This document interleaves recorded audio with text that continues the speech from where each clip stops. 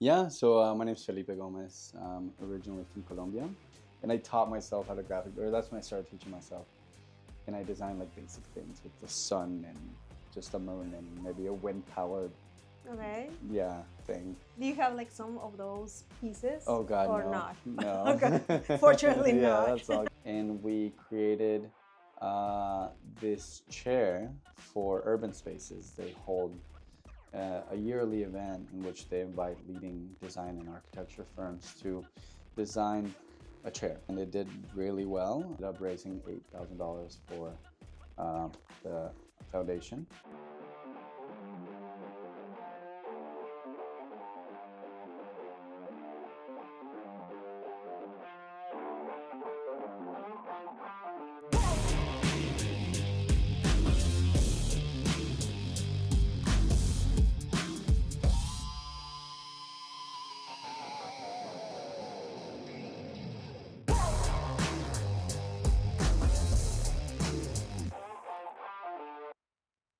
Hello everyone, welcome to Creative Blueprints. Today we are here with one of the amazing artists in the Austin community.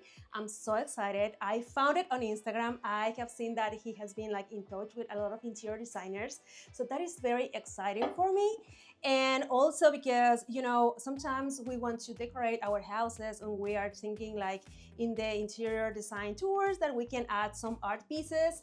So we are here with Felipe, and I want to know more about him. This is the first time that we meet, but I have been like checking all your stuff, and it's amazing. And that's why I wanted to open a little bit more like the door to know more people in the Austin community, support local artists, and I think that is amazing to know more about you. So welcome to Creative Blueprints. Thank you so much for being part of this. And I will start this conversation asking you more about yourself.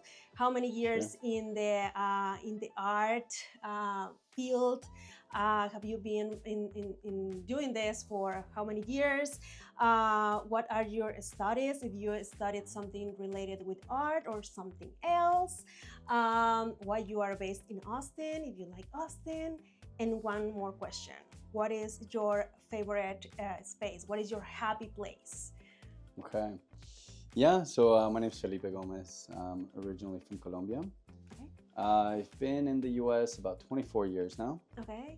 It's been wonderful. My parents and I moved here. I was 10 years old, moved to Houston, went to school in the suburbs of Houston, and having the closest capital of culture in Texas.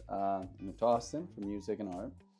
I didn't go to school for art, but I did always love art. I remember from an early age, my older brother would take me out when I was 6 or 7 around Bogota, and he would show me street artists in the streets, and he'd be like, okay, that is a guy from Venezuela, or a guy from Brazil, or a guy from Germany or Spain. And he taught me a lot about the street art scene, and he would take me to museums or performances or anything related to culture. He just always, if he could get me in, he'd try to take me. Yep. So from an early age, it was kind of instilled into me. Came to the US, and I was always drawing on my sketchbooks and in class, just paying attention, but not really. And like a good artist. Yeah. And I mean, I did well in school, and I always got all A's. English is my third language. I cared about school, but I also just really enjoyed drawing on my sketchbooks. What other languages did you speak? Spanish, Italian, and English. Oh, wow. I know a little bit of German because half my family is over there. Okay. So I've gone there quite a bit, and it's hard. I've taken courses, and my certification is A2. Okay. Which is like basic. Basic, and B2 is intermediate, and C1 or C2 is advanced. Nonetheless, if you don't practice it, you lose it. Yeah, I know. So I'm there with German. But yeah, I moved to the US and graduated high school. I came to Austin, and I paid my own way through college. So I was always just taking general education courses, community college. did that for a long time. Traveled around the US for about 5 months and just going to national parks and doing wolfing and help exchange. Came back, kept going to school. And I think somewhere in between that, I was studying environmental science, and that's what I got one associate's degree in. And I wanted to be a part of a solar association to see, I really cared about sustainability. Okay. So I wanted to tap into that world. So I wanted to become a part of that group in the university, and they needed a graphic designer. So I kind of lied and I said I was a graphic designer. Got it. And I taught myself how to that's when I started teaching myself. And I designed like basic things with the sun and just a moon and maybe a wind powered thing. Do you have like some of those pieces? Oh God, or no. not? No. Okay. Fortunately not. Yeah, that's all gone. I'm sure in some old computer I did. Okay. But yeah, that turned into a whole change in my life. They wanted to organize an event to teach students and faculty about sustainability. So they wanted to bring on all these speakers. Mm-hmm. And I said, okay, why don't we make it bigger? Why don't we bring in yoga and artists and live painters and music? And everyone said, well, we don't know how to do that. We don't have any of those contacts to you. It's like, I have some friends. Kept going, and the thing kept getting bigger and bigger. And I said, let's go talk to the mayor. Let's have him be our keynote. And let's talk to Austin Energy and all these other large companies. Let's have them sponsor it. Mm-hmm. And it worked. I went up to Mayor Will Wynn at the time. I forget, 2008 or something when he was in office. I don't know. He became my keynote speaker, and then I had influential people in the bioscience departments, and Austin Energy sponsored. So you learn a lot about marketing, about organizing an event and sponsors, etc. I did the same thing a year after that. And that's kind of like where my career in the arts started. Mm-hmm. In between all of it, I wanted to have a brand. Like most artists have a brand, they sell t-shirts. I was a young kid and I didn't know that these people had brands because they were already established artists. Yeah. So I just had my drawings and I wanted to screen print them.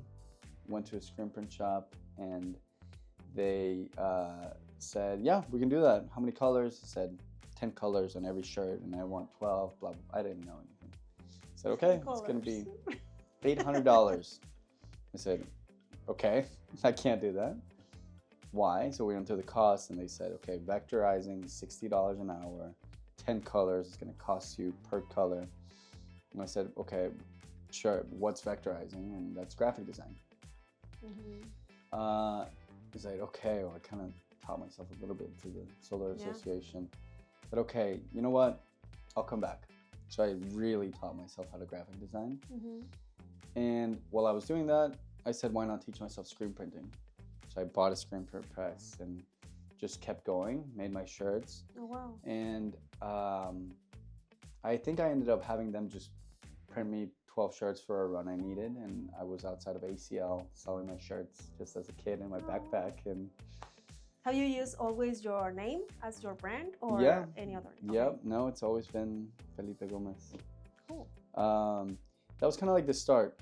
Long story short, I went to university, graduated with a degree in digital media innovation, which is in communications and PR. Mm-hmm. Lots of design, photo, video, journalism, and computer programming. Minor in philosophy. So I was always active within everything that I learned within the event world, within my degree, what I was interested in personally, which was a lot of graphic design stuff and drawing. Mm-hmm. And that led me to the wood style that I have. Gotcha. If you want me to get into that. Yeah, for sure. Absolutely. Sure. Yeah. So at the university, I was always very curious and always, literally my whole life, I've been teaching myself things nonstop. So I went in the engineer building, I know that universities have resources and that students have access to things that costs a lot of money outside of school. Okay. So I found a makerspace in the engineering building, and I just walked in, and it was very intelligent kids in there, and just kind of like, they're very social. They were very awkward, but nonetheless, I asked them like what they were doing, what these machines did, and they ran me through it. They're like, yeah, and this machine is a laser cutter, and this is CNC, and this is a 3D printer. Mm-hmm. On the laser cutter, you just put in a vector, and it cuts or etches. And I said, hold on, you're telling me that all these etchings that you have up here on glass, and these things, these boxes you've cut and etched on wood, you need a vector for it? It's like, yeah. And then he tried to explain to me what a vector was. I was like, no, I got it. I know what a vector is. I've been doing this for the past 2 years. Yes.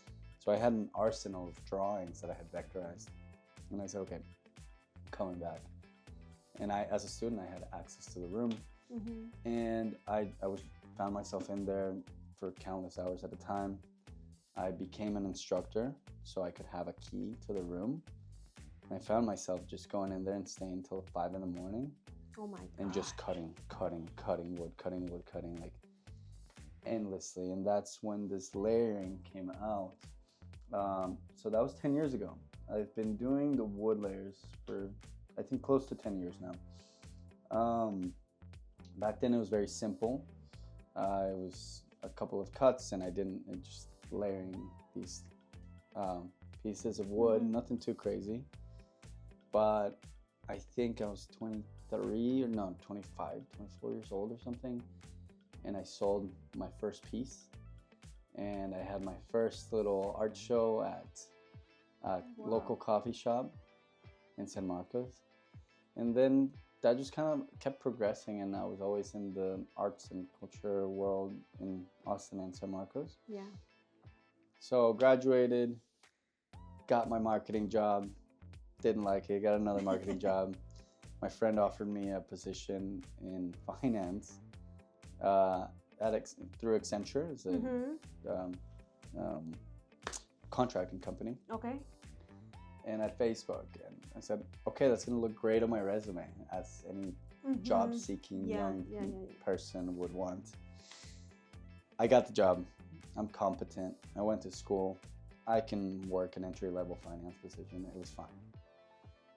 I hated it. Everyone there did not care for music, culture, literature, philosophy, nothing. It was it was a floor of just very bleak and unhappy people. It was a very toxic corporate environment. And For how long you? yeah, were a year. A year. Yeah, Okay. 6 months in, I wanted out. They didn't let me. And they switched me from the Latin America team, because I speak Spanish, to the North America team. That was better. I still hated it. I still didn't want to be there. A year went by, and I said, okay, I'm done. And I lined up 10-day silent meditation retreat. Mm-hmm. And I went to it. I mean, I've always meditated since I was 13, so it's nothing new to me. But yeah, I was doing a lot of self-search and self-development on what I actually wanted to do with my life. It was at a crucial time. and said, I know that what I decide to do now is going to be what I keep doing for the rest of my life. And do I want to keep staying in finance, or do I want to take a risk and do something that makes me truly happy? So I built an art studio at my home in the garage, and I taught myself the fundamentals of painting again. How long ago was this? That was 5 years ago. Actually, no, that was end of 2017. Or no, 2017. I think it was like 2019. Yeah. No, it was 2018, because I did it before the pandemic. Yeah. And then the pandemic hit, and I had a whole art studio that I had built. So I just painted and Cool. worked on my craft.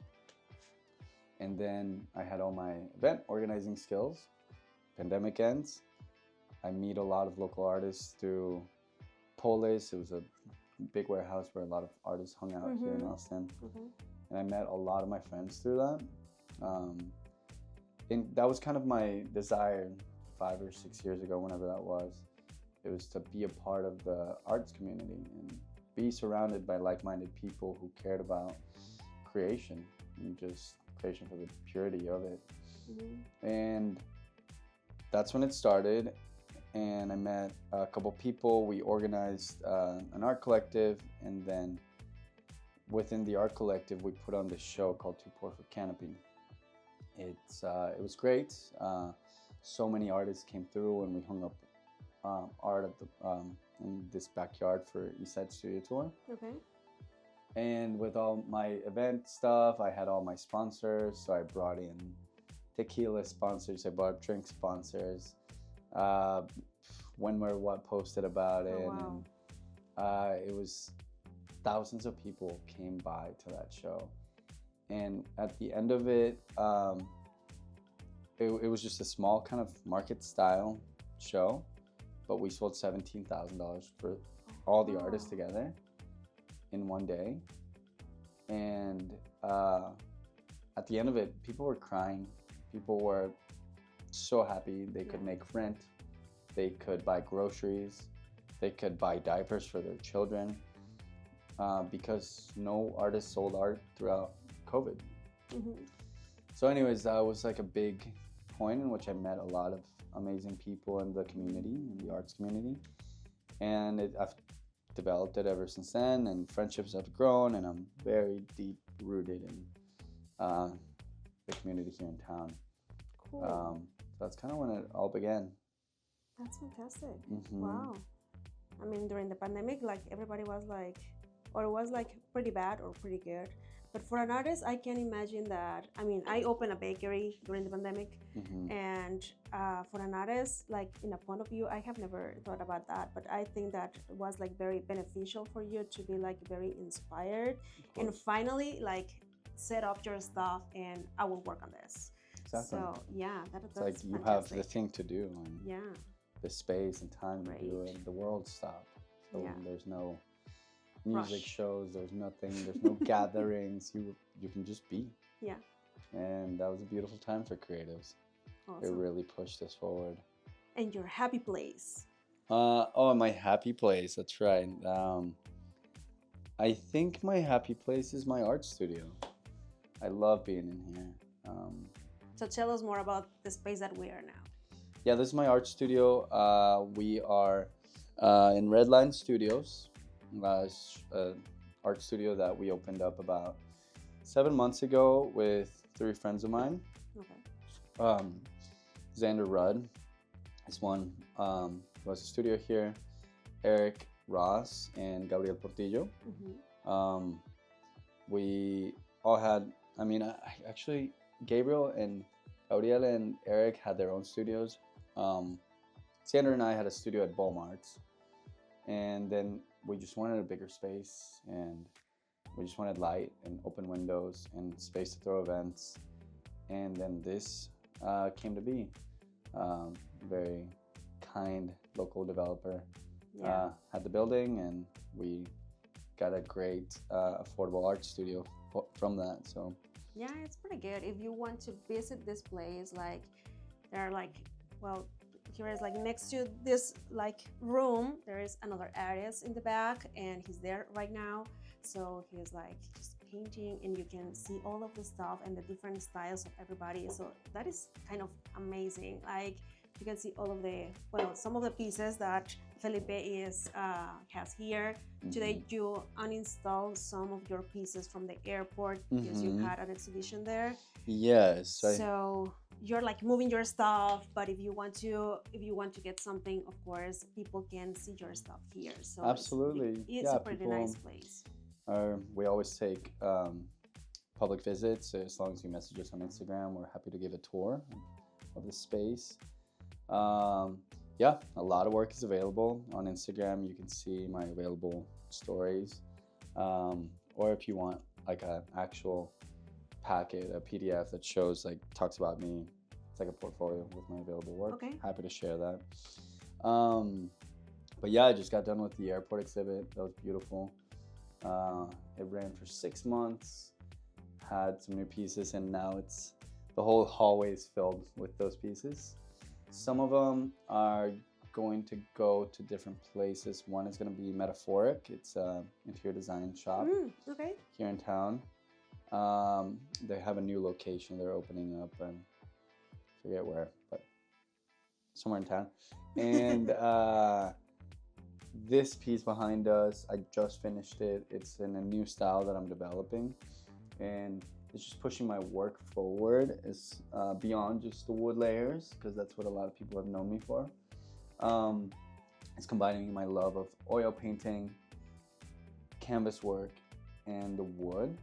So I'm just, for the past year and a half, I've been like in my studio pushing like forward this style of like continuing with the abstract, the surrealism, and then like also bringing in a little bit of realism through the oil paint, mixing it with the wood, and going through with my concepts.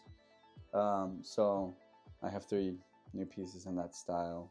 I mean, a lot of studies all over the place. But this piece is going to the Line Hotel next week. Cool. It will be available for purchase at any of them. It's so cool. Yeah. It's cool. It's great being an independent artist. I have the support of an online sales platform called Cohart. They'll be partnering with me for a show I have in May. But through them, that's where I have all my available works too. And I offer payment plans, so very easy. Awesome. Yeah. And you were telling me more about the sculptures that you are working right now, and they will be where you are installing those, and how is that looking? When are those like getting set? Yeah, so I haven't shown people the sculptures yet. I tend to like always keep things under wrap. Oh my God. And I never show people unless like until like something's like really like present and it's happening and it's there. I'm happy to show that one if you want. But yes, I have 2 different projects dealing with steel. As I mentioned, a lot of people know me for the wood layers, and now people are seeing the paintings and mixture, and that is the development of my studio work. I have my fabricator, I have my engineer, I already have my drawings stamped by the engineer. Oh, wow. It's a whole process because it's going to be 3 monumental, like monolithic, really style sculptures. Okay. One's going to be 7 foot tall. The other 2 are going to be 6 feet tall at a Women's in Violence Center. So for that, it was a very intensive and beautiful experience. It involved a lot of trauma-informed design. So I had to work with the client, the women and children at the space, to see how they felt, what they wanted, what they needed out of art in their space. I didn't want to just come in and create something that was like I thought was beautiful or great. So I ran them through different workshops. One was painting, another one's poetry, the other one's sculpture, the other one was journaling. All of them had different prompts, such as imagine yourself in a peaceful place. What does that place look like? What colors do you see? What comes to mind? What is around? What are the shapes looking like? Are there sharp edges? Are there round and circular edges to things? Do you see animals or nature? What is that place for you? So that was like one of the prompts. I had about 30. I think I had 6 or 10 prompts per activity, and it ran through different days. It was very extensive. I collected so much information. The journaling was incredibly powerful. Some of these women have gone through a lot of abuse, a lot of domestic abuse, and they've come from other countries. Some of them are from the US, and a lot of the stuff they had to share was very traumatic. And at the end of the workshop, it was really beautiful. They felt very touched by the workshops, and they asked, "Is this something that you always do?" And I said, "No. I mean, I'm just doing this to gather information as to like what is impactful to you, what triggers your trauma, because I don't want to trigger your trauma through this like art piece. Yes, for sure. I want to be respectful and mindful of everything you guys have gone through.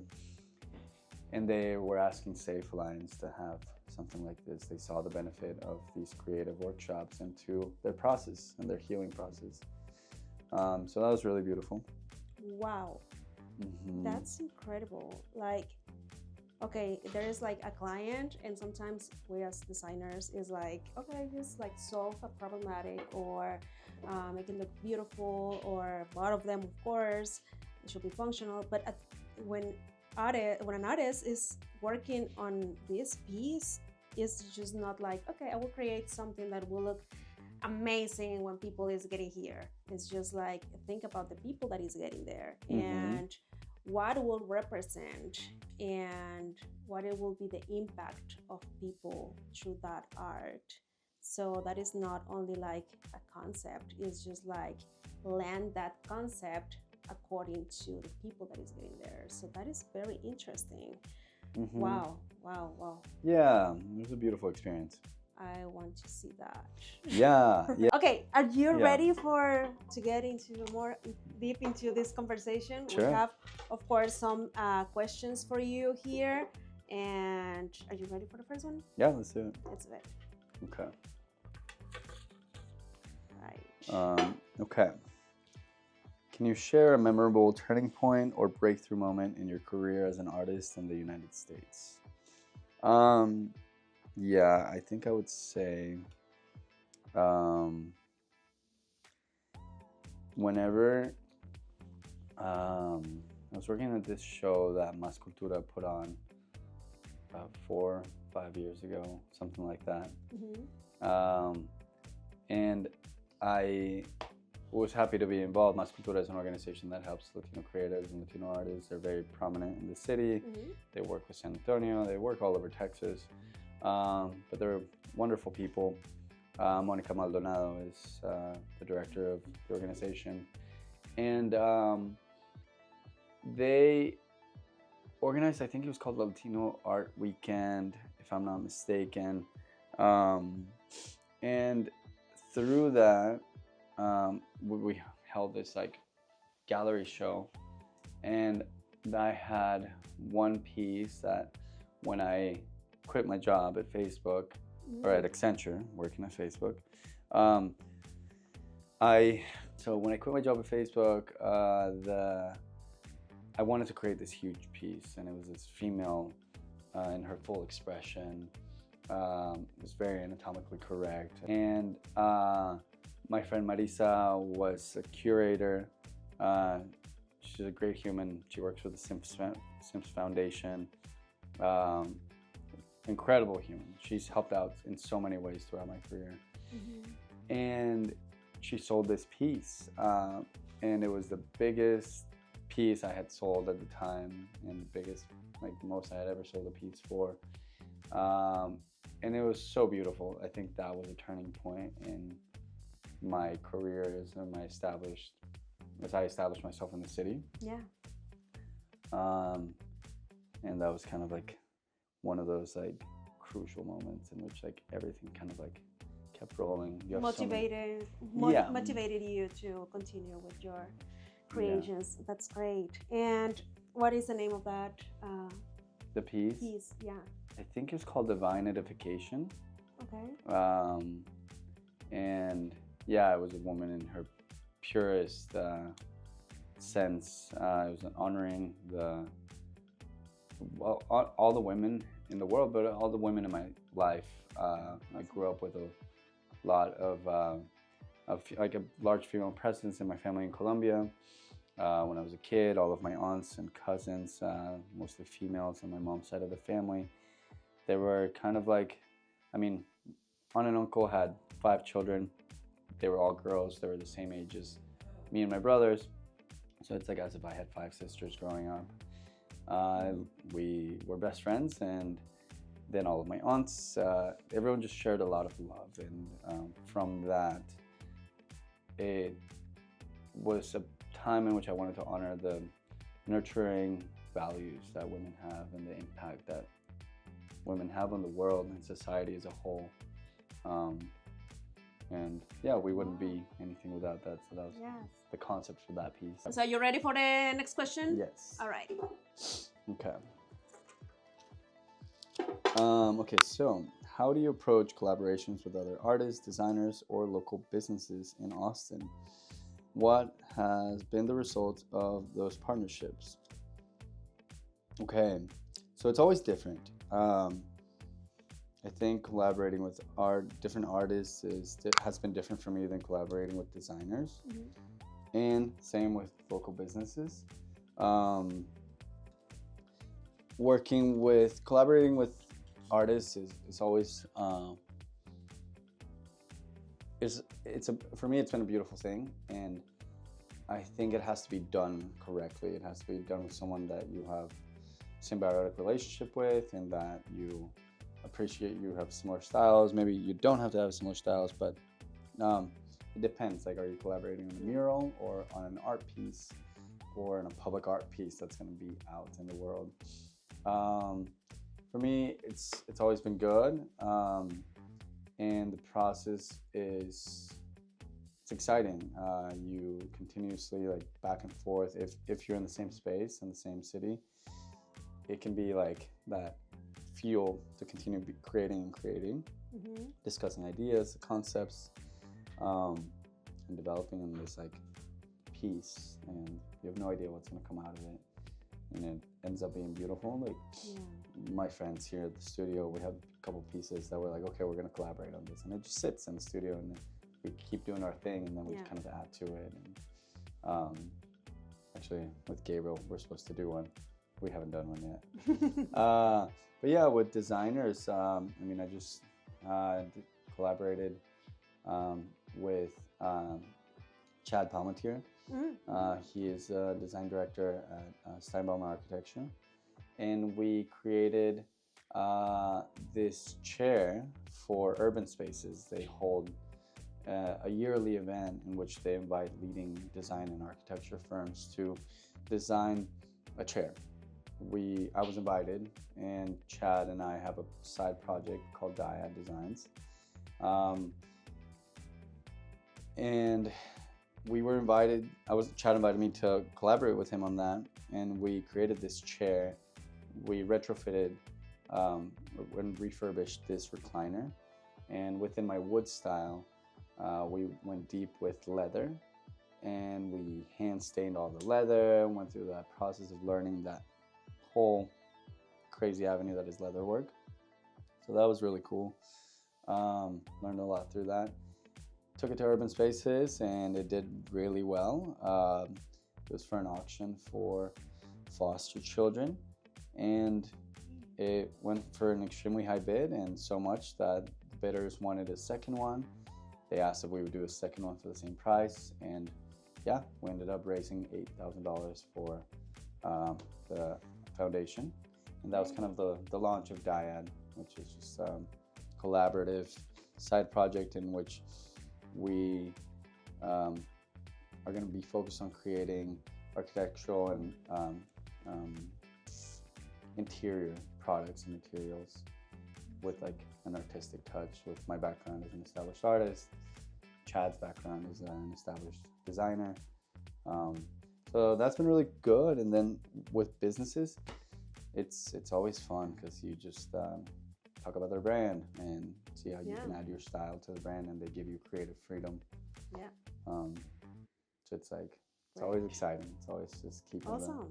I mean, how hard is for you to build a second piece, like it cannot be exactly as the first one, but are you open to do that, or it's just like in specific cases, or? It depends with the chair. Definitely open to do that. If it's an art piece, happy to take a commission with inspiration from that piece, in a similar vein, but making a new piece that is one of a kind of its own. Yeah, it depends. Like, if it's a product, like for Dyad, it'll be like replicas of etc. Whether we're making breeze blocks or wallpaper, etc. Then yes. So it depends on the application. Awesome. Yeah. Wallpaper. No, I have never thought about that, but that sounds exciting. Mm-hmm. Okay, the next one. Okay. Cool. So, how has living and working in Austin influenced your art, especially compared to your experiences in Colombia?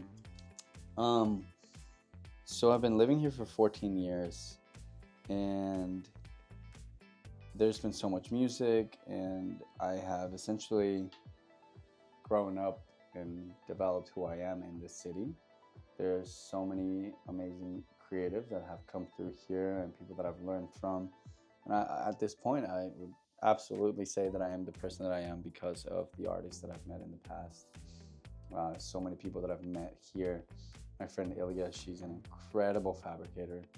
She was the first person to let me use her laser cutter here in town to build a piece that I wanted to sell. And she had been using laser cutters for a long time, and she has CNCs. And we worked in an art collective that we started like 6 years ago or something, in which I did the screen printing for. It's called Future TBD. We collaborated with Meow Wolf, which is now super established art brand in a way. And back then they were as well. So yeah, I've met so many creatives in which I've seen that they have this like sparkle in their eyes and their soul is just thriving. And I knew I wanted that, and I met those people here in the city. So, do you think that some of your, I don't know, your life in Colombia have been influencing your style? Absolutely. Or your 100%. inspiration? Yeah, all the time. If you can describe in like in the colors, in the materials that you're using, what it will be? I mean, the materials, not so much. I would say that the colors, of course, I mean, yellow is the biggest part of the Colombian flag, but maybe that subconsciously has been my favorite color. Okay. The yellow and turquoise and blue and the reds. It's just, I guess it's in this piece behind us. Yellow, blue, red. But absolutely, I constantly think about my developmental time in Colombia, the war, the experiences, the dichotomy of the different people's lives in such like a beautiful place, the nature, the poverty, the richness of the culture, the music, the Afro-Latino influence. It's such a country that's rich in culture, history, nature. The people, the food is incredible, and it's always going to be part of who I am, and I'll always be proud of being Colombian. Awesome. Yeah. All right. So the next one. Okay. Let's see. Can you talk about a specific instance where your art or design work positively impacted a local space or community? So I'll say a different one from the public art piece that I'm working on. Let's see. I think one cool project that was the art in the wood was when this local arts nonprofit called Raisin in the Sun. They brought me on, and they do a lot of community events and community work to help different areas, and they were brought on to sponsor this, the building of a stage at the spot on the east side. And they hired me to essentially do my wood art on the front of the stage. So I did, and I just kind of went wild with the design, and that was really beautiful. It was really nice to help out an organization that is helping other people and just building a music stage so that they can create a space for people to gather and to be and to meet. It's very impactful to be a part of something greater than myself, and that is creating a space for community. Yeah. This community has made me who I am today. All of the people that have helped me out in Austin, I literally wouldn't be anywhere without community. Do you have pictures of that stage? I do. Can send me some pictures. Yeah, absolutely. Happy to. When was that? That was at 2324 Studios. Yeah. Yeah, it's on the east side. Awesome. Yeah. What year was that? Like 20... Oof, 2021, 22, something After like the that. pandemic. After Okay. the pandemic, yeah. Cool. Okay, so the next one. Okay, amazing. All right. Let's see. Can you discuss your contributions to the field of interior design and how your artistic background influences your designs?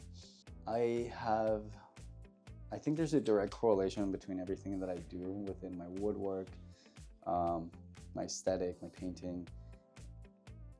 My influences have always been architectural. It's always been design based. It's, Yeah. I mean, obviously painters all over throughout like art history, and I think it's just like something I've always been interested in and engulfed by. I wanted to go to architecture school, and thank God I didn't, because now I get to work with architects, but from an artistic perspective. Yeah. So I've been able to think about integrating art into architectural projects, such as the convention center invited me to. I didn't get the bid, but they invited me to be one of the 30 artists that they nominated for the building, the new building they're doing, and they wanted artists to architecturally integrate their art within the space. But within that, I would say that I worked with Steinbauer Architecture, and we did this beautiful project for a custom bar for a client, and it was stunning, really. And for my part, they had kind of like a hidden bar and hidden fridge that you pulled out. So on the hinges that you pulled, I designed these like beautiful brass style designs on the plates. Yeah, brass plates on the back, and it came out so good. Learned a lot about working with brass. It does not have a high temperature melting point. Okay. Melts very easy. Brass is very hard to work with. Anyways, it was wonderful. And That was the first time that you were working with brass? yes, that was. Yeah, so I mean, I've done that, and then Dyad, of course. I did the chair for Urban Spaces a few weeks ago. Trying to work more with interior designers, really. I've always Did you loved. hear that? So he's here, so yeah, for sure. Yeah, Many other breaks that are coming. exactly. Yeah, but the Awesome. influences, I would say, yeah, Arabic architecture and design, Moroccan style tiles, Portuguese tiles. Like, it's just kind of something that just like makes me vibrate. With the colors as well. I Yeah, can the completely colors. see the colors, what you're Mhm. talking about, and this. So great, awesome. Well, thank you so much for being part of this again. And just a little last, no question, but probably you can close with this. If you can say something to new talents in arts that they want to dedicate themselves to this world, what can be your best advice for them? I would say don't give up and fail. Don't be afraid of failure, because that's how we all learn. And don't be afraid of rejection. Keep applying to all those grants. Keep applying to the public projects. Keep asking artists for help if they need help, and then you'll learn from them, and like immerse yourself in the community of artists and just help people and post about their shows. And it's not about you, and it's just always be there for people and support the community that you want to be a part of. And through that, you'll learn a lot, and you'll grow, and you'll develop, and just continue believing in yourself and push through that dream. Yeah. Great. Well, thank you so much. Of course. And just the last thing, how people can reach you out, your social media, your the address of this place, whatever you want to share about your contact. Yeah, open to have private studio visits. This is Redline Studios. You can find me on Instagram at Felipe Gómez Art. My website is felipegomez.art. Email felipegomez@gmail.com. Oh, sorry, felipegomezart@gmail.com. Yeah. And visit the studio, and yeah, just schedule a tour or check all the pieces that are available from Felipe. And thank you so much again. Thank you so I much. will see you in the next video. Thank you guys. Bye. Bye, y'all.